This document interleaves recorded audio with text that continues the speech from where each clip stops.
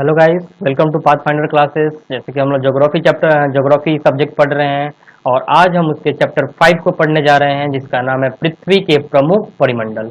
यानी कि हम इस चैप्टर में पृथ्वी के जितने भी परिमंडल है उनके बारे में अध्ययन करेंगे। तो चलिए हम आज करते इस चैप्टर को अब स्टार्ट करते हैं।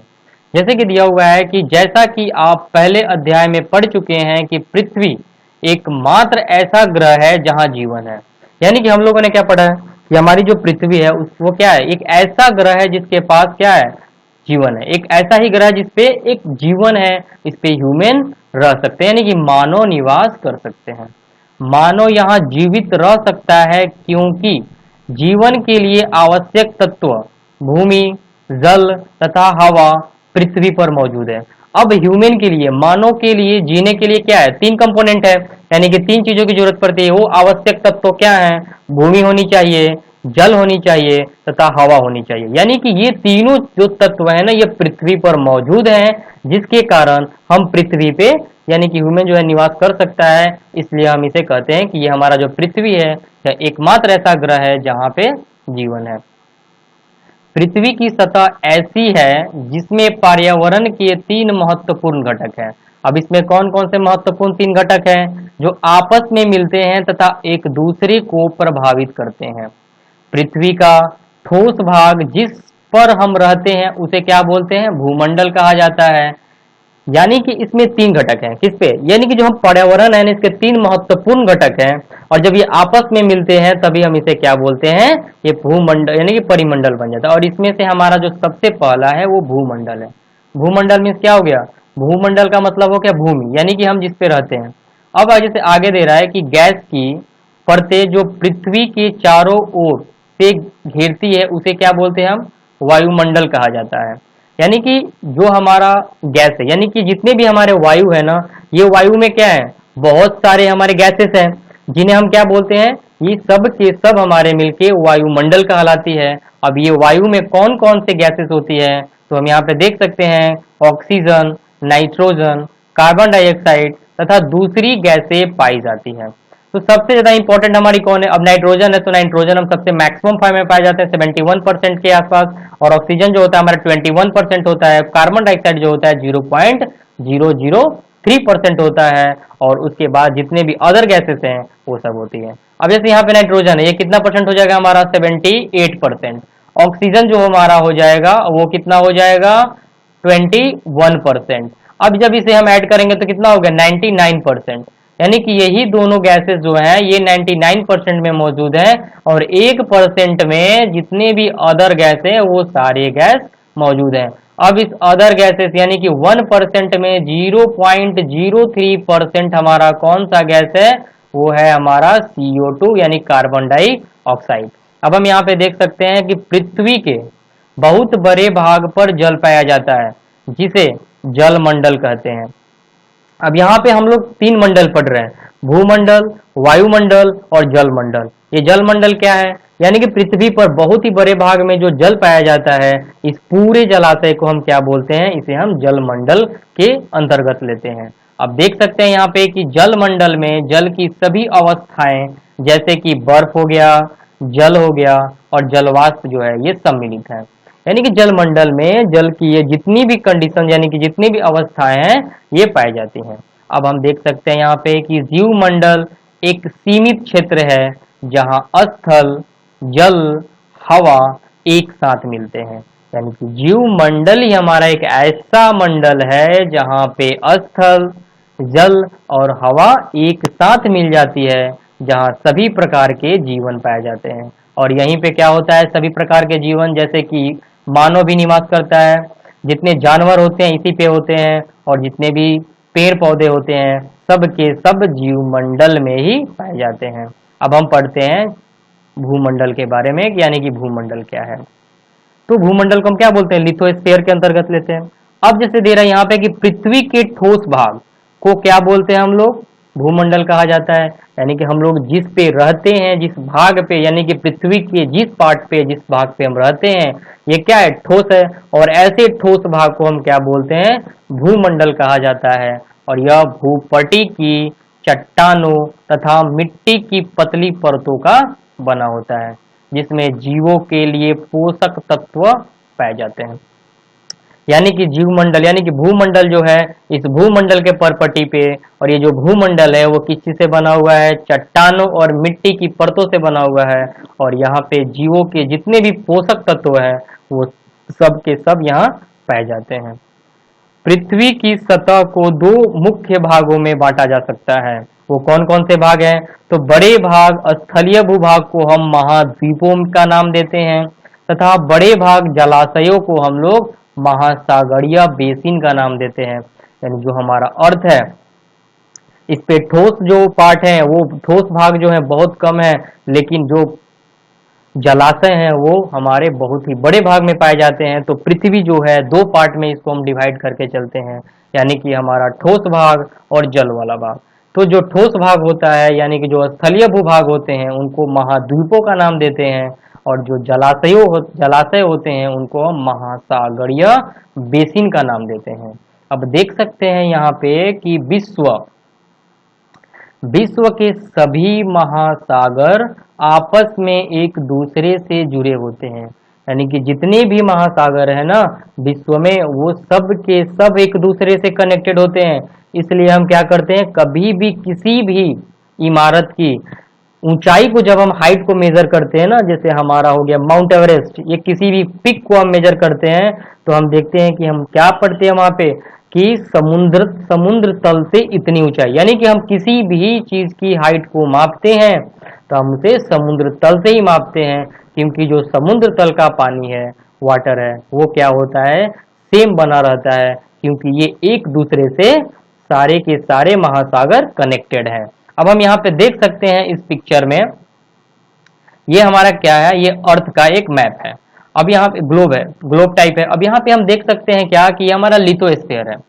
लिथोस्फीयर का मतलब हो गया कि हमारा ठोस भाग यानी कि भूमंडल। तो यहाँ पे ये देखिए, ये हमारा पूरा जलाशय हो गया। ये सब के सब, जैसे यहाँ पे हम देख सकते हैं प्रशांत महासागर, अटलांटिक महासागर, दक्षिण महासागर, हिंद महासागर, प्रशांत महासागर। अब इधर भी देख सकते हैं हम, यानी कि इस छोर पे भी प्रशांत महासागर है, यहाँ भी प्रशांत महासागर है। ये क्यों ऐसे दिया हुआ है? पृथ्वी हमारी गोल है, और ये जो पार्ट है हमारा, ये पार्ट इधर यानी कि मिला हुआ है। और यहाँ जो एक महासागर है ये हमारा आर्कटिक महासागर है।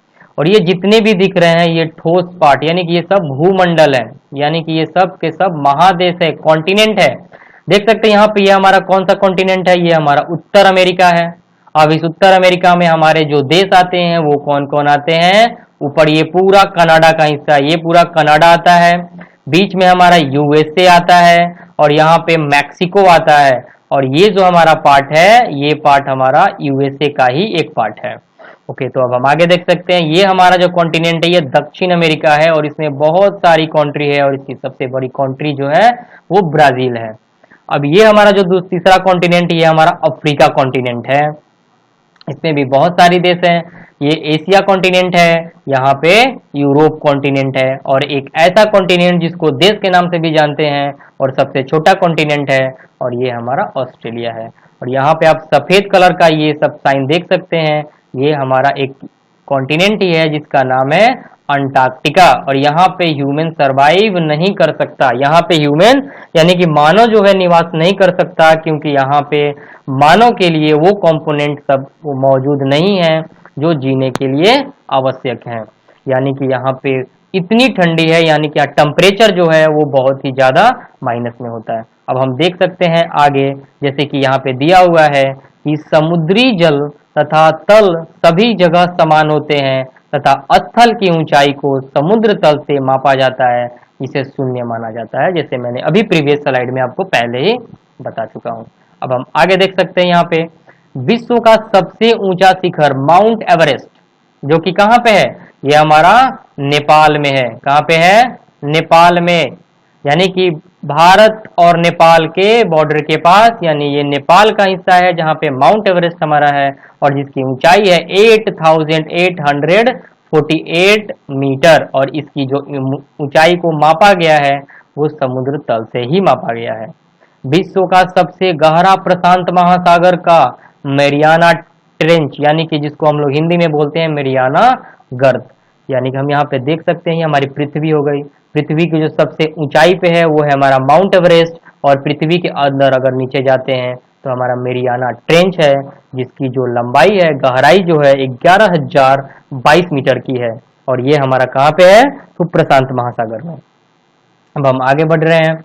जैसे यहाँ पे दे रहा है कि समुद्र की गहराई पृथ्वी की सबसे ऊंचे भाग से इतनी अधिक भी हो सकती है, यानी कि गहराई भी हमारी पृथ्वी की क्या है, बहुत ही ज्यादा है। अब हम यहाँ पे पढ़ेंगे महाद्वीपों के बारे में। तो हमारे पास कितने महाद्वीप हैं, तो 7 महाद्वीप हैं। अब इन सारे महाद्वीपों के बारे में हम एक एक करके रीड करेंगे। जैसे कि हम इस मैप में देख सकते हैं, उत्तर अमेरिका, दक्षिण अमेरिका, अफ्रीका, यूरोप, एशिया और ऑस्ट्रेलिया। तो कितने हो गए, 1 2 3 4 5 6, और ये अंटार्कटिका हमारा 7 हो गया। अभी एक नए कॉन्टिनेंट का भी फाउंड किया गया है जिसका नाम है जीलैंडिया, जो अभी हाल ही में उसको खोजा गया है।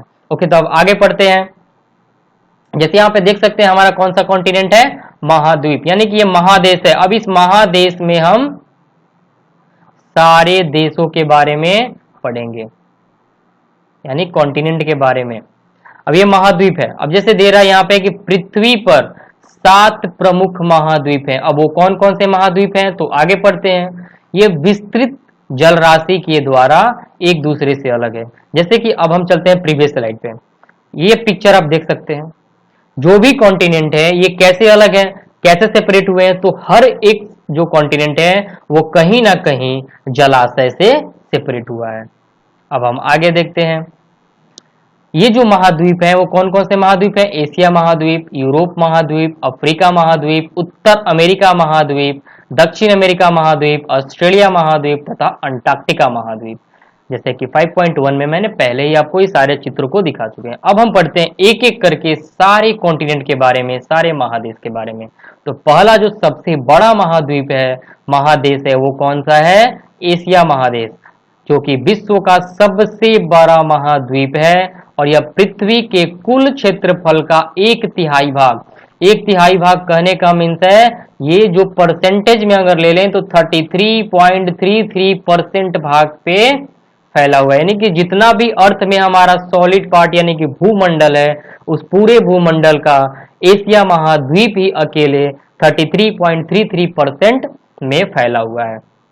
जैसे यह महाद्वीप पूर्वी गोलार्ध में स्थित है। ये हमारा अर्थ हो गया, और अर्थ को हम 4 टुकड़ों में बांट रहे हैं। ओके, तो ये हमारा उत्तरी गोलार्ध, दक्षिणी गोलार्ध, लेकिन अगर हम इसको पूरब से पश्चिम में भी कट करेंगे तो हमारा ये क्या होगा, उत्तर पूर्व। ये होगा हमारा उत्तर पूर्व, ये होगा उत्तर पश्चिम, ये होगा दक्षिण पश्चिम, और ये होगा हमारा दक्षिण पूर्व। तो जो एशिया का कंडीशन है ना, वो कहाँ पे है, तो वो है हमारा उत्तर पूर्व में है। यहाँ पे हमारा एशिया है। जैसे कि फिर हम मैप की तरफ बढ़ते हैं, और इस मैप में हम देख सकते हैं यहाँ पे एशिया कहाँ, ये हमारा जैसे कि अर्थ हो गया। अगर मैं इसको बीच से अगर कट करूं, अगर मैं बीच से इसको डिस्ट्रीब्यूट कर दूं, ऐसे बांट दूं, तो देखिए यहाँ पे ये हमारा इक्वेटर हो गया, यानी कि विषुवत रेखा हो गया। तो ये कहाँ पे एशिया हमारा है, तो उत्तर पूर्व हिस्सा में ही हमारा क्या हो रहा है, एशिया मौजूद है यहाँ पे।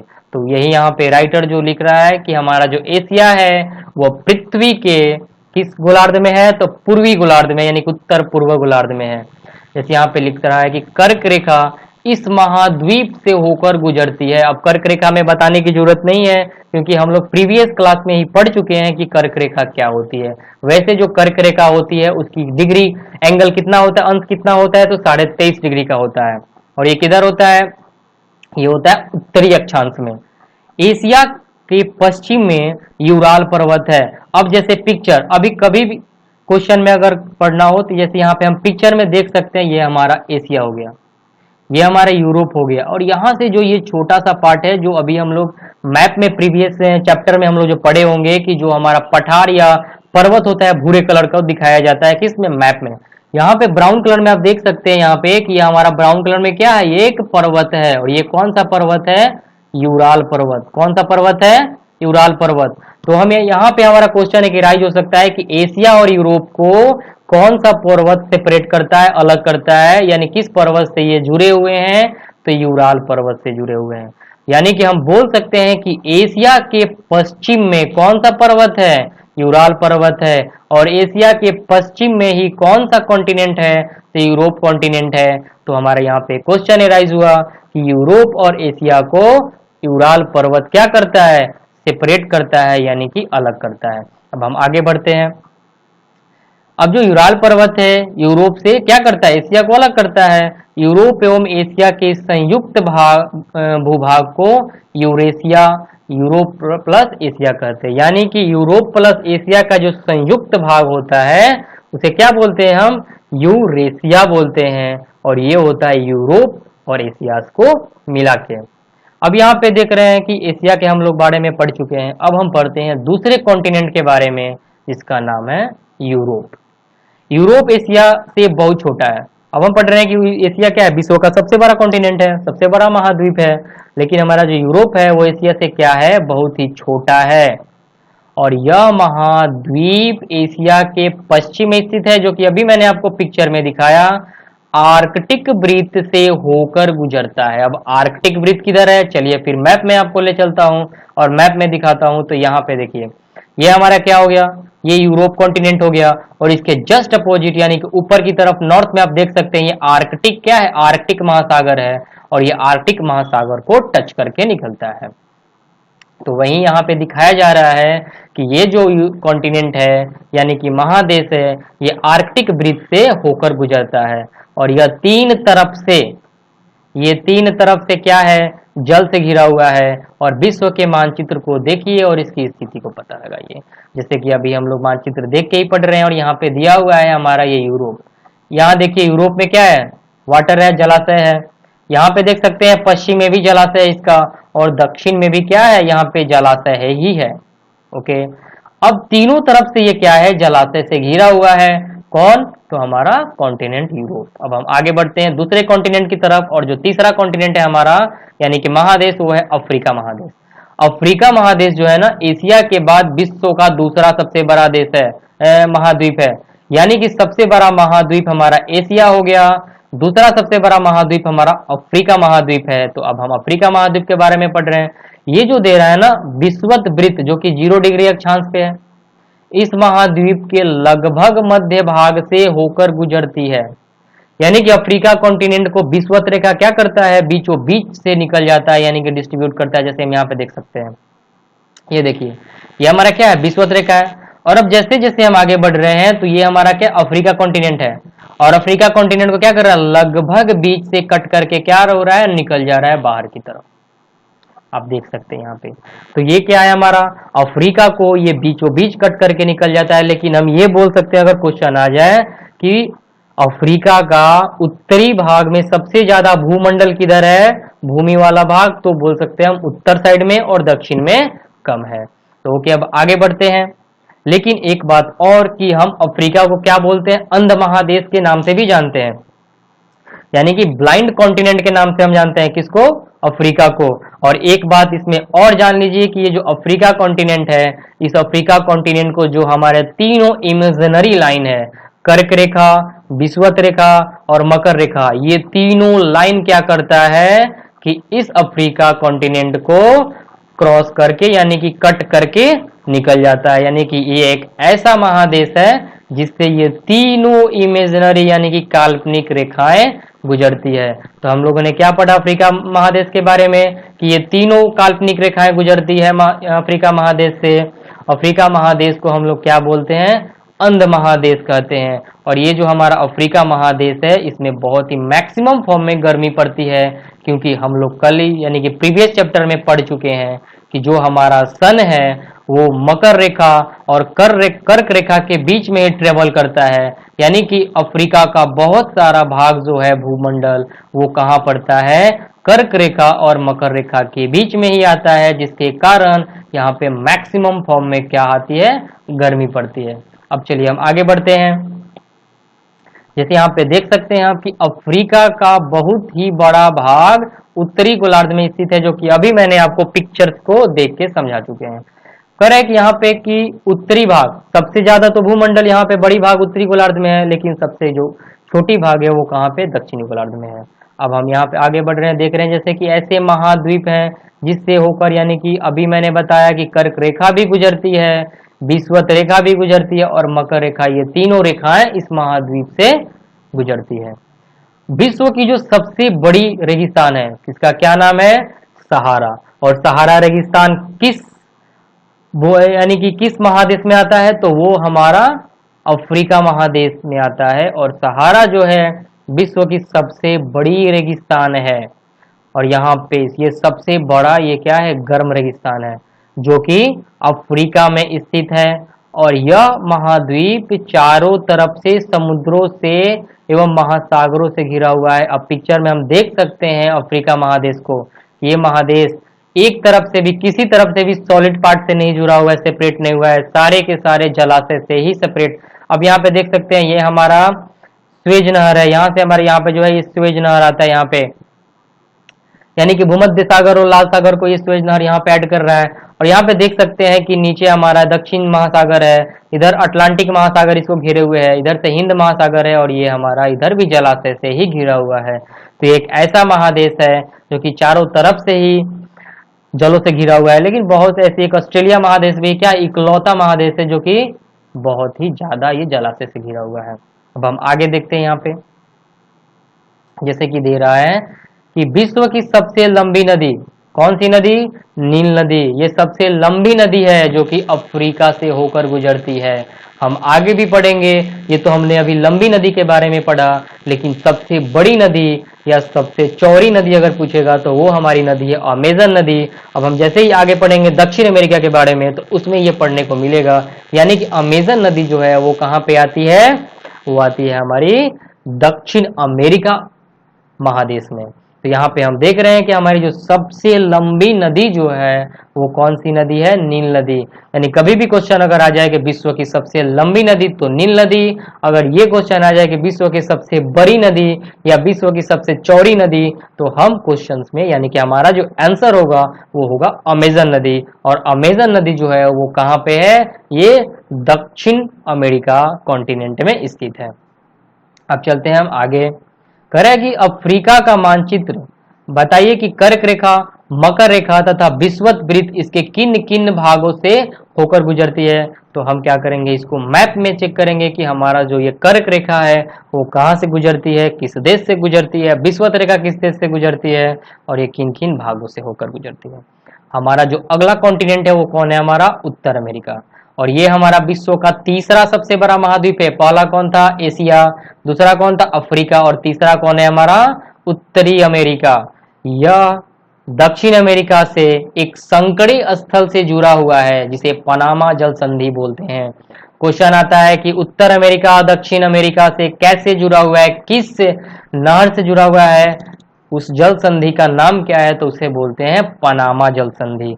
यहाँ पे जैसे देख सकते हैं ये हमारा उत्तर अमेरिका का मैप है और यहाँ पे दक्षिण अमेरिका का मैप है, और यहाँ पे देखिए छोटे से संकरी जगह है जो कि जिसे हम लोग पनामा जल संधि का नाम देते हैं, और इसी से ये दक्षिण अमेरिका और उत्तर अमेरिका जुड़ा हुआ है। अब हम आगे पढ़ते हैं, जैसे यहाँ पे दिया हुआ है, यह महाद्वीप पूरी तरह से उत्तरी एवं पश्चिमी गोलार्ध में स्थित है। उत्तर अमेरिका किधर है? उत्तरी और पश्चिमी। पिक्चर में फिर चलते हैं और यहाँ पे देखते हैं, ये हमारा क्या है? विषुवत रेखा। ये कौन है? हमारा विषुवत रेखा।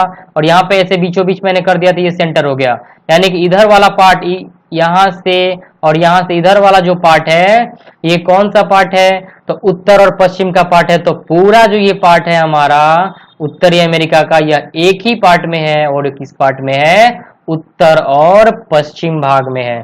ओके, तो अब हम आगे बढ़ते हैं।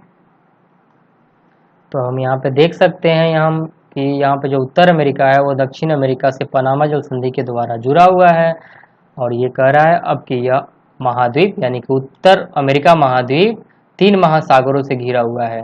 और वो कौन कौन से महासागर है? तो फिर चलिए हम देखते हैं मैप में, और वो सब हमारे महासागर हैं। एक साइड से ये प्रशांत महासागर, यहाँ पे अटलांटिक महासागर, और ये हमारा आर्कटिक महासागर से जुड़ा हुआ है। अब हम चलते हैं नेक्स्ट कॉन्टिनेंट की तरफ जिसका नाम है दक्षिण अमेरिका। का अधिकांश भाग दक्षिण गोलार्ध में स्थित है, यानी कि जो हमारा ये दक्षिण अमेरिका है ये किधर है? दक्षिण गोलार्ध में स्थित है। जैसे कि हम मैप में देख सकते हैं यहाँ पे ये किधर है? तो दक्षिण और पश्चिम के पूर्वी भागों में है। लेकिन यहाँ पे देखते हैं ये विषुवत रेखा जो है, विषुवत रेखा इसको कट करके निकल रही है और मकर रेखा भी इसको क्रॉस करेगी। तो विषुवत रेखा के उत्तरी भाग में इसका बहुत ही कम हिस्सा आता है और दक्षिण भाग में क्या होता है, इसकी भारी हिस्सा यानी कि बहुत ही बड़ा भाग आता है। अब यहाँ पे हम देख सकते हैं कि इसके पूर्व एवं पश्चिम में कौन से दो महासागर है, तो पूर्व, अब जैसे ये हो गया तो इधर क्या आ रहा था हमारा प्रशांत महासागर और इधर क्या हो रहा था हमारा अटलांटिक महासागर। ऊपर आर्कटिक महासागर और भारत के नीचे हमारा हिंद महासागर आता है और सबसे नीचे जो हमारा होता है दक्षिण महासागर आता है इसके नीचे। अगर अभी का क्लियर नहीं हो रहा तो फिर चलिए मैप में देखते हैं और यहाँ से क्लियर करते हैं। देखिए यहाँ पे ये क्या है, इसके पूर्व में हमारा प्रशांत महासागर है और पश्चिम में प्रशांत महासागर है, पूर्व में हमारा क्या अटलांटिक महासागर है और नीचे हमारे कौन सी महासागर है, तो दक्षिण महासागर। फिर अब हम यहाँ पे देख सकते हैं कि विश्व की सबसे लंबी पर्वत श्रृंखला जो एंडीज है, इसके उत्तर के से दक्षिण की ओर फैले, यानी कि एंडीज यहाँ से देखिए, यहाँ से ये इधर फैली हुई है। यहाँ पे चिली है, यहाँ पे चिली एक जगह है जो कि हमारे एक केरला राज्य जो पड़ता है, देखिए यहाँ पे इंडिया हो गया ना, ये जो केरला राज्य ऐसे ही लंबा पड़ता है ना, वैसे यहाँ पे ये दक्षिण अमेरिका का एक चिली जो जगह है वैसे ही लंबी है। और ये जो चिली जगह है वो कहाँ पे है, ये जो हमारा एंडीज पर्वतमाला है, श्रृंखला है, ये चिली में ही पड़ता है और ये उत्तर से दक्षिण की ओर फैली है, यानी कि उत्तर से दक्षिण की ओर फैली हुई है। दक्षिण महा अमेरिका में विश्व की सबसे बड़ी नदी अमेजन नदी बहती है, जो कि मैंने पहले ही बता चुका हूं जब नील नदी के बारे में हम लोग अध्ययन कर रहे थे। अब हम यहाँ पे देख सकते हैं ऑस्ट्रेलिया के बारे में। तो ऑस्ट्रेलिया क्या है, विश्व का सबसे छोटा महाद्वीप है। तो सबसे बड़ा महाद्वीप कौन हो गया हमारा, एशिया, और सबसे छोटा महाद्वीप कौन हो गया, ऑस्ट्रेलिया, जो कि पूरी तरह से दक्षिणी गोलार्ध में स्थित है। और ये एक ऐसा देश है, ये एक ऐसा कॉन्टिनेंट है, यानी कि ऐसा महादेश है जो कि एक देश भी कहा जाता है। और यहाँ पे आप देख सकते हैं ये कि कंप्लीटली किधर है, दक्षिण और पूर्व पार्ट में हमारा पड़ता है। ओके, अब हम आगे बढ़ते हैं। जैसे कि यहाँ पे दिया हुआ है कि ये चारों तरफ से क्या है, महासागरों और समुद्रों से घिरा हुआ है और इसे द्वीपीय महाद्वीप कहा जाता है। क्या बोलते हैं इसे, द्वीपीय महाद्वीप। अब जो हमारा नेक्स्ट लास्ट है वो है हमारा अंटार्कटिका महासागर। क्या है हमारा, अंटार्कटिक महासागर। तो जैसे यहाँ पे दिया हुआ है कि अंटार्कटिका जो है एक बहुत ही बड़ा महाद्वीप है जो कि दक्षिणी गोलार्ध में स्थित है। और ये कहाँ है, दक्षिणी गोलार्ध में, और ये कंप्लीटली दक्षिण में है। जैसे यहाँ पे आप देख सकते हैं मैप में, देखिए यहाँ पे ये जो पूरा व्हाइट वाला पार्ट है ना, ये हमारा अंटार्कटिका महाद्वीप है। कौन सा महाद्वीप है, अंटार्कटिका महाद्वीप। और ये किधर है, सबसे दक्षिण पार्ट में है। तो अब हम यहाँ पे देखते हैं कि दक्षिणी यानी कि जो दक्षिण ध्रुव इस महाद्वीप के मध्य में स्थित है, यानी कि जो दक्षिण ध्रुव है ना, इस महाद्वीप के किधर में स्थित है, ये दक्षिण में स्थित है। चूंकि यह दक्षिणी ध्रुव क्षेत्र में स्थित है, क्योंकि ये दक्षिण में है तो ये दक्षिण ध्रुव के पास में आता है, यानी कि पोल के पास में आता है, इसे ये कहाँ पे स्थित है, दक्षिणी ध्रुव में स्थित है। इसलिए ये हमेशा मोटी बर्फ की परतों से ढका हुआ है। आखिर यहाँ पे बर्फ क्यों है, हमने पहले ही पढ़ा था कि जो सन की लाइट होती है यहाँ पे क्या होती है, तिरछी पड़ती है और तिरछी पड़ने के कारण यहाँ पे उतनी उष्मा और प्रकाश नहीं आ पाती, जिसके कारण यहाँ पे ठंडी ज्यादा होती है, उसके कारण यहाँ पे बर्फ की ही बर्फ होते हैं। ओके, तो अब हम आगे बढ़ते हैं। यहाँ पे बोल रहा है कि यहाँ किसी भी प्रकार का स्थायी मानव निवास नहीं है, यहाँ पे मानव जो है वो निवास नहीं कर सकता है। बहुत से देशों के शोध केंद्र यहाँ स्थित हैं। बहुत जो देश हैं वो अपना शोध केंद्र यहाँ पे क्या किए हैं, बना रखे हुए हैं। जैसे कि हमारा भारत के भी यहाँ पे शोध संस्थान है, और वो कौन से शोध संस्थान है, वो है हमारा मैत्री और दक्षिण गंगोत्री। अगर क्वेश्चन आ जाए कि दक्षिण गंगोत्री कहाँ है, तो ये हमारा अंटार्कटिका महासागर में अंटार्कटिका महादेश में है, और मैत्री भी हमारा जो है अंटार्कटिका महादेश में है। अब हम आगे की तरफ बढ़ते हैं और अब पढ़ेंगे हम जल मंडल के बारे में। अभी हम पढ़ रहे थे भूमंडल के बारे में, और इस भूमंडल में हमने जितने भी महादेश है उनके बारे में पढ़ा, और अब हम पढ़ने जाएंगे, अब हम पढ़ेंगे जल मंडल के बारे में। तो चलिए अब हम जल मंडल स्टार्ट करते हैं। तो जल मंडल नाम से ही क्या है, जल मंडल, यानी कि जिस मंडल में केवल जल ही जल हो हम उसे क्या बोलते हैं, जल मंडल बोलते हैं। अभी हम यहाँ पे देख सकते हैं ये जो हमारा एक पिक्चर बना हुआ है ये पूरे जल का बना हुआ है। अब यहाँ पे आगे पढ़ते हैं। पृथ्वी को नीला ग्रह कहा जाता है। क्यों कहते हैं? क्योंकि यहाँ पे जल ही जल है और जल की मौजूदगी के कारण इसे हम क्या बोलते हैं? नीला ग्रह कहते हैं, यानी कि ब्लू प्लैनेट। पृथ्वी का 71% पर भाग पर क्या है? पानी है, यानी कि पृथ्वी के 71% पार्ट पे सिर्फ पानी ही पानी है तथा 29% भाग पे स्थल है। अब देख सकते हैं कि पानी कितना है, यानी कि 29% पे ही स्थल है और आप सोच सकते हैं कि 29% स्थित है और इसी 29% पे हम क्या है, ये जितने भी मानव हैं वो बसे हुए हैं। और कितने मानव हैं? तो 700 करोड़, यानी कि पूरी जो वर्ल्ड की जनसंख्या है वो है हमारी 700 करोड़। अब यहाँ आगे देखते हैं कि जल मंडल में जल के सभी रूप उपस्थित हैं और वो कौन कौन से रूप हैं। अब यहाँ पे देख सकते हैं कि महासागर, नदियाँ, झीलें, हिम नदियाँ, भूमिगत जल, वायुमंडल ही की जलवाष्प सभी सम्मिलित हैं। ये सारे जलमंडल में हमारे आ जाएंगे। महासागर आएगा, नदियाँ आएंगी, झीलें आएंगे, हिम नदियाँ आएंगी, भूमिगत जल जो होते हैं वो आएंगी, भूमंडल वायुमंडल में जो जलवाष्प मौजूद हैं वो सभी के सभी हमारे ये जलमंडल में सम्मिलित है। अब हम आगे देखते हैं। पृथ्वी पर पाए जाने वाले जल का 97% से अधिक भाग महासागरों में पाए जाते हैं और महासागर में जब 97% भाग अगर महासागर में पाए जाते हैं, यानी कि जो महासागर की पानी होती है वो कैसी होती है? लवणीय होती है, यानी कि खारा होती है, जिसे हम नहीं पी सकते। यानी कि हम ये बोल सकते हैं कि हम मात्र 3% पानी ही जो अर्थ पे मौजूद है वो जो ह्यूमन है वो यूज पीने के तौर पे कर सकता है। हम तो महासागरीय जल का भी यूज करते हैं। वो किस चीज में यूज करते हैं? तो नमक बनाने के उद्देश्य से यूज करते हैं। अब यहाँ पे हम देख सकते हैं एवं इनका इतना, और कहने का मीन्स है कि जो महासागर हैं वे इतना अधिक खारा होते हैं कि मानव के उपयोग में नहीं आ सकते। शेष जल का बहुत बड़ा भाग बर्फ की परतों एवं हिम नदियों तथा भूमिगत जल के रूप में पाया जाता है। ओके, तो अब जैसे यहाँ पे एक पिक्चर दिया हुआ है जो महाद्वीप के, पहले इसको थोड़ा पढ़ लेते हैं। अभी दिया हुआ था तो ये क्या हमारा उत्तर अमेरिका कॉन्टिनेंट है, ये हमारा दक्षिण अमेरिका कॉन्टिनेंट है, ये यूरोप कॉन्टिनेंट है, यहाँ पे एशिया कॉन्टिनेंट है, ये अफ्रीका कॉन्टिनेंट है और ये ऑस्ट्रेलिया कॉन्टिनेंट है। यहाँ पे स्पष्ट आप देख सकते हैं कि क्या है, ऑस्ट्रेलिया हमारा चारों तरफ से जल से ही घिरा हुआ है। और ये जो हमारा जो कॉन्टिनेंट ये क्या है, हमारा अंटार्कटिका कॉन्टिनेंट है। तो एक बात बताइए कि सबसे बड़ा कॉन्टिनेंट कौन था हमारा? तो चलिए हम नंबरिंग करते हैं। यहाँ पे सबसे बड़ा कॉन्टिनेंट था हमारा एशिया, दूसरे नंबर पे कौन था? अफ्रीका, तीसरे नंबर पे कौन था हमारा? अमेरिका, ये हमारा चौथा नंबर पे था, और पांचवें नंबर पर था हमारे यूरोप, और छठे नंबर पे कौन है? अंटार्कटिका, और सातवें पे सबसे छोटा जो है वो है हमारा ऑस्ट्रेलिया। ओके, अब चलिए हम आगे बढ़ते हैं। जैसे कि यहाँ पे दिया हुआ है कि जल का बहुत ही कम भाग अलवण जल के रूप में पाया जाता है। यहाँ पे बहुत ही कम भाग है जो अलवण यानी कि जो खारा नहीं होता है, जो मनुष्यों के लिए क्या होता है, इस्तेमाल किया जाता है। यही कारण है कि नीले ग्रह रहने के बावजूद हम पानी की कमी को महसूस करते हैं। कभी हम देखते हैं कि कहीं कहीं सूखा पड़ जाता है, कहीं कहीं पानी की भारी मात्रा होती है। तो ये नीला ग्रह अर्थ होते हुए भी हमें पानी की किल्लतों से गुजरनी पड़ती है।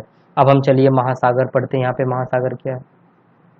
तो महासागर जो होता है वो जलमंडल के मुख्य भाग हैं, यानी कि यहाँ पे बहुत ही बड़े भाग में जल पाया जाता है। ये आपस में एक दूसरे से जुड़े हुए हैं।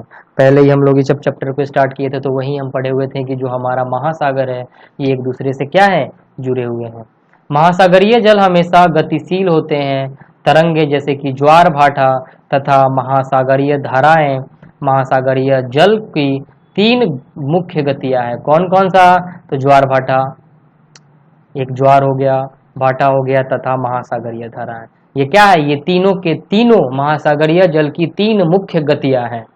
अगर क्वेश्चन आ जाए कि महासागरीय जल की 3 मुख्य गतियों के नाम लिखें तो हमारा होगा ज्वार यानी कि तरंग, दूसरा है हमारा ज्वार भाटा, और तीसरा है महासागरीय धाराएं। और हम आगे बढ़ते हैं। अब बोल रहा है कि बड़े से छोटे आकार के आधार पर क्रमशः 5 महासागर प्रमुख है, यानी कि बड़े से हम छोटे की तरफ बढ़ेंगे तो सबसे बड़ा जो महासागर है वो कौन सा है? प्रशांत महासागर। विश्व की सबसे बड़ी महासागर कौन सी है? प्रशांत महासागर। दूसरा जो वन है हमारा, सेकंड वन जो है हमारा वो अटलांटिक महासागर है। थर्ड वन है हमारा यानी कि तीसरा जो है हिंद महासागर है। फोर्थ वन है हमारा यानी कि चौथा है दक्षिण महासागर। और फिफ्थ वन जो कि लास्ट है हमारा अंटार्कटिक महासागर। यानी कि यहाँ पे 5 महासागर हैं। सबसे बड़ी महासागर प्रशांत महासागर, दूसरा हमारा अटलांटिक महासागर, तीसरा हिंद महासागर, चौथा दक्षिण महासागर और पांचवा जो है वो आर्कटिक महासागर है।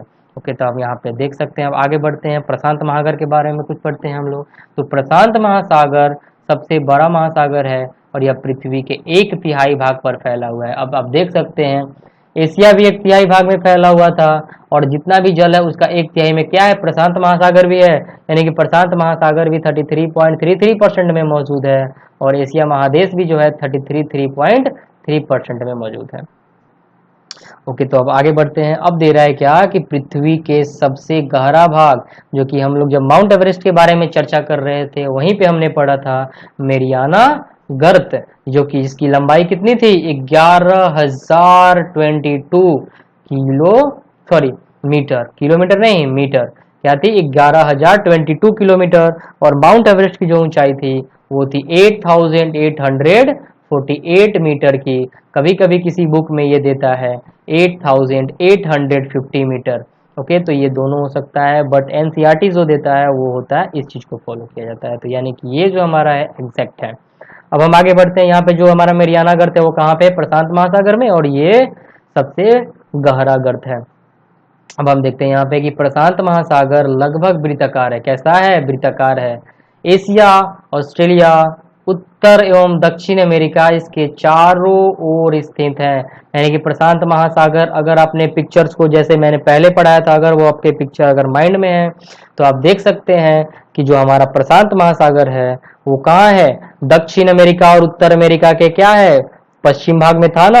यानी कि जो हमारा ये प्रशांत महासागर है वो किन किन महादेशों से जुड़ा हुआ है? तो दक्षिण अमेरिका, उत्तर अमेरिका, एशिया और ऑस्ट्रेलिया से जुड़ा हुआ है। अगर अभी भी कंफ्यूजन है तो चलिए एक बार हम लोग पिक्चर को देख लेते हैं कि पिक्चर में क्या दिया हुआ है।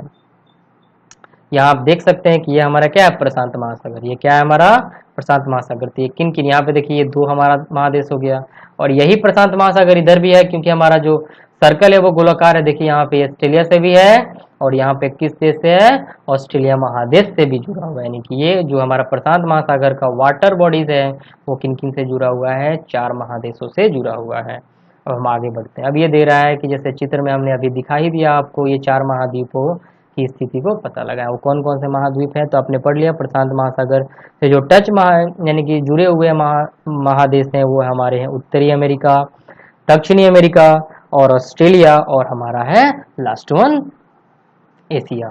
अब हम पढ़ते हैं अटलांटिक महासागर के बारे में। तो जो अटलांटिक महासागर जो है विश्व का दूसरा सबसे बड़ा महासागर है और यह अंग्रेजी भाषा में एस जो लिखा जाता है वो एस शेप के अक्षर के आकार के बराबर है। आइए हम मैप में देखते हैं। ये है हमारा अटलांटिक महासागर। देखिए यहाँ से स्टार्ट हुआ और ऐसे आया और ऐसे खत्म हो रहा है। तो जस्ट लाइक क्या एस के समान है, लेकिन हमारा प्रशांत महासागर क्या है? गोलाकार है। लेकिन अगर ये क्वेश्चन आ जाए कि कौन सा ऐसा महासागर है जो कि एस आकार का है, वो है हमारा है अटलांटिक महासागर। अब यहाँ पे देख सकते हैं कि अटलांटिक महासागर किन किन देशों को टच कर रहा है। तो देख सकते हैं आप कि अटलांटिक महासागर के पश्चिम में, ये पश्चिम हुआ, और ये प्रशांत महासागर के पूर्व। अगर क्वेश्चन दे दिया कि जो उत्तर अमेरिका है वो प्रशांत महासागर के पूर्व में है या पश्चिम में है, तो देखिए प्रशांत महासागर के वो किधर है? पूर्व में है। लेकिन उत्तर अमेरिका अटलांटिक महासागर, ये अटलांटिक महासागर की इस साइड में है ना, तो इधर क्या पड़ता है? पश्चिम। तो अटलांटिक महासागर से कौन कौन टच कर रहा है? हमारा उत्तरी अमेरिका, दक्षिण अमेरिका, और यहाँ पे हमारा अफ्रीका कॉन्टिनेंट और यूरोप कॉन्टिनेंट। ओके, तो अब हम आगे बढ़ते हैं नेक्स्ट की तरफ। अब देखते हैं यहाँ पे, अब जैसे दे रहा है कि हमारा जो अटलांटिक महासागर है वो किस अक्षर का? एस आकार का है और इसे पश्चिम किनारों पर, जैसे कि मैंने अभी बता दिया पिक्चर्स में आपको, कि उत्तर और दक्षिण अमेरिका है और पूर्वी किनारों पर यूरोप एवं अफ्रीका है।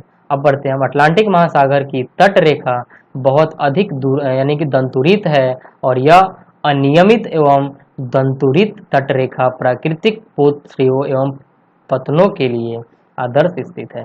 अब देखिए, अगर ये भी क्वेश्चन आता है कि विश्व की सबसे व्यस्त महासागर कौन है, तो कौन सी व्यस्त महासागर है, तो यही हमारी कौन है, अटलांटिक महासागर। क्योंकि आप देख सकते हैं कि इनके किनारों पर, आखिर ये व्यस्त क्यों है, क्योंकि इसी महासागर के किनारों पर बहुत ही बड़ी संख्या में पोर्ट पाए जाते हैं। जैसे यहाँ पे देख सकते हैं आप पिक्चर में, ये जो हमारा अटलांटिक महासागर है, इसमें देखिए बहुत ही बड़ा भाग इस अफ्रीका का पड़ रहा है, इसमें बहुत सारे पोर्ट हैं। यूरोप का भी बहुत बड़ा पार्ट पड़ रहा है, यहाँ पर हमारा अमेरिका भी है और ये दक्षिण अमेरिका भी है, ठीक है, जो कि बिजनेस के तौर पे यानी कि व्यापारिक तौर पे ये जो महासागर है बहुत ही ज्यादा इंपॉर्टेंट है और बहुत ही ज्यादा व्यस्त भी है। किसके वजह से, पोत से, यानी कि यहाँ पे जो बहुत सारे जो पोत यानी कि नाव्स होती हैं यहाँ पे चलती हैं। अब आगे देखते हैं, व्यापार की दृष्टि से यह सबसे व्यस्त महासागर है। हिंद महासागर ही एक ऐसा महासागर है जिसका नाम किसी देश के नाम पर पड़ा है, और वो देश कौन सा है, हमारा प्यारा भारत, यानी कि भारत के नाम पर रखा गया है। यह महासागर लगभग त्रिभुजाकार है, और हिंद महासागर का शेप कैसा है, त्रिभुजाकार। इसके उत्तर पश्चिम में क्या है, हमारा एशिया, यानी कि उसके उत्तर में क्या है, एशिया है, पश्चिम में अफ्रीका है, तथा पूर्व में कौन है, ऑस्ट्रेलिया है, जैसे कि आप पिक्चर में भी देख सकते हैं। दक्षिण महासागर अटलांटिक महासागर महाद्वीपों के चारों ओर घिरा हुआ है, यानी कि दक्षिण महासागर और अंटार्कटिका महाद्वीप कौन है, ये चारों ओर से घिरा हुआ है, और यह अंटार्कटिका महाद्वीप के उत्तर की ओर 60 डिग्री दक्षिण अक्षांश में फैला हुआ है। जैसे कि मैं आप पिक्चर में आप देख सकते हैं यहाँ पे कि दो हमारा दक्षिण महासागर है, जैसे कि हम यहाँ पे पिक्चर में ये देख सकते हैं,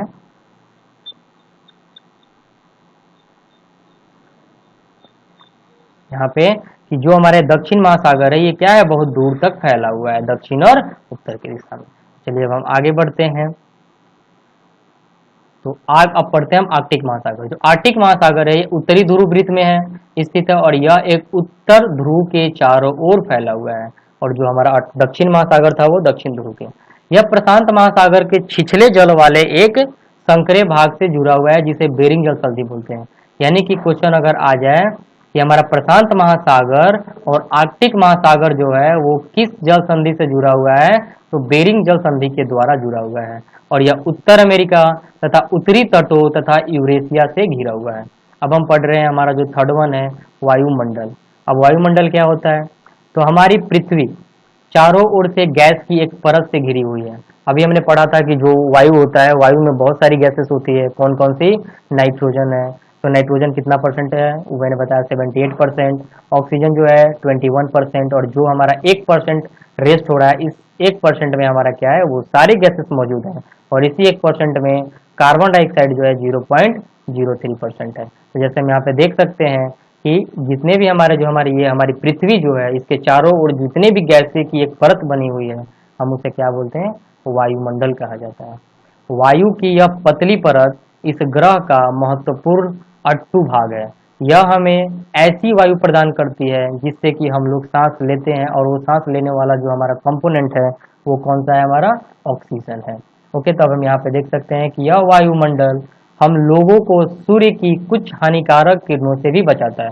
अब हम जैसे पढ़े हैं ओजोन परत के बारे में, ओजोन जो होता है वो क्या करता है, पृथ्वी से आने वाली यानी कि जो हमारे पारावैंगनिक किरण है उसे हमें क्या करता है, सुरक्षा प्रदान करता है। अब जो हमारा यहाँ पे दिया हुआ है कि वायुमंडल 1600 किलोमीटर की ऊंचाई तक फैला हुआ है। कहाँ तक फैला हुआ है, 1600 किलोमीटर की ऊंचाई तक। वायुमंडल को उसके घटकों, तापमान तथा अन्य आधार पर 5 परतों में बांटा जाता है, और ये 5 परत कौन कौन से हैं, तो हमारा जो 5 परत है वो है क्षोभ मंडल, समताप मंडल, मध्य मंडल, आयन मंडल और बहिर्मंडल। ये हमारे कितने हैं, 5 परत हैं। अब ये जो वायुमंडल है ये कितने दूर तक फैला हुआ है, 1600 किलोमीटर, जो कि एक बहुत ही बड़ा डिस्टेंस होता है। तो चलिए हम आगे बढ़ते हैं। अब दे रहा है वायुमंडल। वायुमंडल जो है मुख्यतः ऑक्सीजन एवं नाइट्रोजन का बना हुआ है, जो कि साफ तथा शुष्क हवा का 99% भाग है। तो 99% भाग है तो क्या हो गया, 78% में नाइट्रोजन हो गया, और 21% में क्या हो गया, हमारा ऑक्सीजन, और यही दोनों मिलके कितने परसेंट हो जाते हैं, हमारे 99% हो जाते हैं। अब हम देख सकते हैं जैसे कि यहाँ पे दिया हुआ है कि आयतन के अनुसार नाइट्रोजन 78% है और ऑक्सीजन हमारा 21% है, और दूसरी जितने भी गैसेस हैं जैसे कि कार्बन डाइऑक्साइड, ऑर्गन इत्यादि, ये सब के सब हमारे 1% में मौजूद है। ऑक्सीजन जो होता है हमें सांस लेने के लिए आवश्यक होता है, जबकि नाइट्रोजन प्राणियों की वृद्धि, जो हम ग्रोथ करते हैं, उसमें हमारे लिए क्या होता है, नाइट्रोजन की आवश्यकता होती है। जो हम चिप्स खाते हैं, उस चिप्स में जो हम वायु जो भरा होता है, वो कौन सी वायु है, कौन सी गैस भरी हुई होती है, तो उसमें हम नाइट्रोजन गैस उसमें भरी हुई होती है। अब हम आगे देखते हैं कि जो हमारा कार्बन डाइऑक्साइड, यद्यपि बहुत बड़ी मात्रा में है, लेकिन यह पृथ्वी के द्वारा छोड़ी गई उष्मा को अवशोषित करती है। ओके, तो पृथ्वी गर्म रहती है, जो हमारा पृथ्वी के द्वारा उष्मा छोड़ी जाती है, ये कौन अवशोषित करता है, ये कार्बन डाइऑक्साइड अवशोषित करता है, जिससे कि हमारी पृथ्वी जो है वो गर्म रहती है। यह पौधों की वृद्धि के लिए भी आवश्यक है, यानी कि जितने भी गैस हैं वो सब के सब किसी न किसी स्थिति से आवश्यक है। तो हमारा जो कार्बन डाइऑक्साइड है वो किस लिए है, तो ये जितने भी हमारा, ये दो तरीके से हम इसको दो कंपोनेंट के तौर पे ले सकते हैं। ये पृथ्वी को गर्म करता है, और हमारा जो ये जितने भी पेड़ पौधे हैं इनके लिए भी ये आवश्यक है, इनके वृद्धि के लिए। ऊंचाई के साथ वायुमंडल के घनत्व में भिन्नता आती है, और यह घनत्व समुद्र तल से सबसे अधिक होता है। तथा जैसे जैसे जैसे हम ऊपर की ओर जाते हैं तो तेजी के साथ घटता है। और आप जानते हैं कि पहाड़ों और पर्वतारोहियों के हवा के घनत्व की कमी होने के कारण सांस लेने में कठिनाई होती है। अब यहाँ पे हम देखते हैं कि जैसे जैसे हम हाइट पे जाते हैं तो क्या होता है, ठंडी फील होनी स्टार्ट करती है, या और ऑक्सीजन की मात्रा क्या होती है, कम होने लगता है। अब ये सवाल उठेगा कि जैसे जैसे हम ऊपर जाएंगे तो सन के पास जाएंगे, नहीं, 1600 किलोमीटर के अंतराल में अगर हम रहेंगे तो हमें क्या होगा, वहां पे बहुत ही ठंडी फील होगी। जैसे हम इस लेयर से बाहर निकलेंगे तो सडनली क्या होगा कि उष्मा की मात्रा बढ़ जाएगी। तो यहाँ पे हम देख सकते हैं कि जैसे अब यहाँ जो माउंट एवरेस्ट है वो बर्फ ही बर्फ जमा रहता है, क्यों, ये हाइट है। जैसे जैसे हम हाइट, पृथ्वी की हाइट से बढ़ेंगे तो हमारा जो टेम्परेचर है वो क्या होता है, लो होता है। और जैसे हम पृथ्वी के नीचे यानी कि जाएंगे तो हमारा टेम्परेचर जो होता है हाई होता है। तो हम देख सकते हैं कि हमारा पृथ्वी के नीचे मैग्मा हम पाते हैं, और जो हमारा ऊपर होता है वो आइसबर्ग होता है। ऊंचाई पर सांस लेने के लिए हमें क्या होता है, जितने भी पर्वतरोही होते हैं वो जब ऊंचाई पे चढ़ते हैं वो क्या करते हैं, ऑक्सीजन सिलेंडर लेकर ही चढ़ते हैं, क्योंकि हमारा वहां पे ऑक्सीजन की मात्रा बहुत ही कम हो जाती है। अब हम आगे बढ़ते हैं। अब कह रहा है कि तापमान भी घटता है, जैसे कि मैंने अभी बताया कि जैसे हम ऊपर चढ़ेंगे, जैसे जैसे हम ऊपर जाएंगे 165 मीटर के ताप, जैसे हम ऊपर जाएंगे तो 1 डिग्री सेल्सियस हमारा जो टेम्परेचर होता है वो क्या होता है, वो घट जाता है। वायुमंडल पृथ्वी पर दबाव डालता है, और यह एक स्थान से दूसरे स्थान पर अलग अलग होता है। कुछ क्षेत्रों में हमें अधिक दाब महसूस होता है, और जबकि कुछ क्षेत्रों में हमें कम। वायु उच्च दाब से निम्न दाब की ओर गतिशील होती है, यानी कि जब हमारा जिधर उच्च वायु दाब होगा उधर से हवाएं निकलकर जो निम्न दाब होगी उधर की तरफ ये हवाएं बढ़ती हैं। अब पढ़ते हैं हम जीवमंडल के बारे में कि जीवमंडल क्या होता है। तो जैसे कि दिया हुआ है कि जीवमंडल स्थल, जल, हवा के बीच का एक सीमित भाग है, और यह वह भाग है जहाँ जीवन मौजूद है, जहाँ जीवों की बहुत सी प्रजातियां, जो कि सूक्ष्म जीवों, बैक्टीरिया को लेकर बड़े स्तनियों के आकार में पाई जाती है। यानी कि जीवमंडल पे ही क्या है, जीवन है। मनुष्य सभी सहित सभी प्राणियां जैसे कि जीवित रहते हैं एक दूसरे के से तथा जीवमंडल से जुड़े हुए हैं, यानी कि जितने भी जंतु पृथ्वी पर हैं ये सब के सब एक दूसरे पे डिपेंडेंट होते हैं। जीवमंडल के प्राणियों के मुख्यतः दो भाग हो, जैसे कि जंतु जगत एवं पादप जगत, यानी कि हम इसे बोलते हैं जंतु जगत मीन्स क्या हो गया, एनिमल किंगडम, और पादप जगत मीन्स हो गया प्लांट किंगडम। और ये जो हमारा पार्ट है ये हम 8 या ये 9th चैप्टर में हम यानी कि 9th क्लास में हम पढ़ने को मिलेगा। अब हम आगे बढ़ते हैं, जैसे यहाँ पे दिया हुआ है, यानी कि जितने भी हमारे जंतु हैं, जानवर से लेकर जितने भी ह्यूमन से लेकर जितने भी जंतु हैं, इनको जंतु जगत में रखा गया है, एनिमल किंगडम में रखा गया है। और जितने भी पादप जंतु हैं जैसे कि पेड़ पौधे हो गए, इनको हम प्लांट किंगडम में रखे हुए हैं, यानी कि पादप जगत में रखे हुए हैं। अब जैसे यहाँ पे देख सकते हैं कि पृथ्वी के ये तीनों परिमंडल आपस में पारस्परिक क्रियाएं करते हैं तथा एक दूसरे को किसी न किसी रूप से प्रभावित करते हैं। ओके, उदाहरण के लिए लकड़ी तथा खेती के लिए वनों को काटना। अगर मान के चलिए हमें लकड़ी की जलावन की आवश्यकता है तो हम पेड़ों को काटेंगे, या अगर हम किसी मैदान पे खेती करना चाहते हैं तो वहां भी हम क्या करेंगे, वनों की कटाई करेंगे।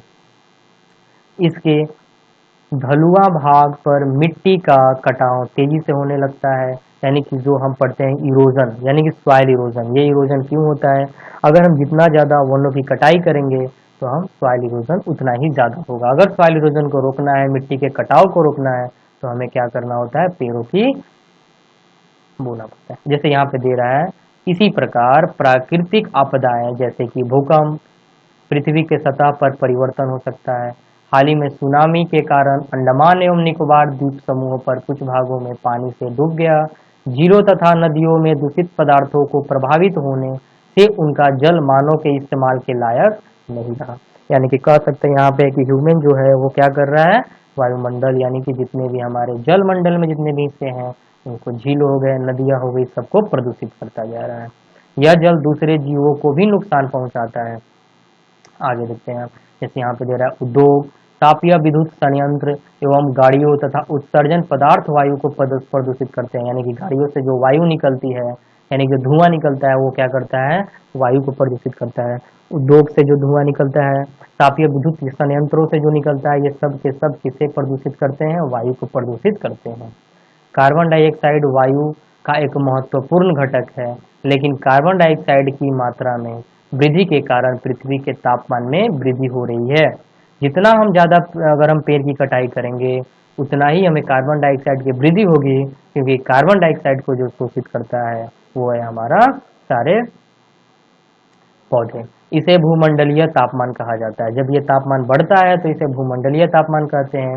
इसलिए भूमंडल, वायुमंडल और जलमंडल के बीच प्राकृतिक संतुलन को बनाए रखने के लिए पृथ्वी के संसाधनों की सीमित उपयोग की आवश्यकता होगी। यानी कि पेड़ भी रहने चाहिए, अगर पेड़ नहीं रहेगा तो कार्बन डाइऑक्साइड बढ़ जाएगा, और मानव भी रहने चाहिए, अगर मानव नहीं रहेगा तो ऑक्सीजन ज़्यादा बढ़ेगा। पेड़ के लिए कार्बन डाइऑक्साइड जरूरी है और ह्यूमन के लिए ऑक्सीजन जरूरी है। अगर इन चीज़ों को बैलेंस रखना है तो हर एक जितने भी संसाधन हैं उनको सीमित मात्रा में उपयोग करनी चाहिए। ओके, तो गाइज ये हमारा चैप्टर आज फिनिश हुआ। आज हमने 5 चैप्टर को कंप्लीट किया। तो अगर ये वीडियो आपको पसंद है तो लाइक, सब्सक्राइब और शेयर कर दीजिएगा। और चलते हैं अब आगे, कल चैप्टर में मिलते हैं, नेक्स्ट चैप्टर में। तो थैंक्स फॉर वॉचिंग।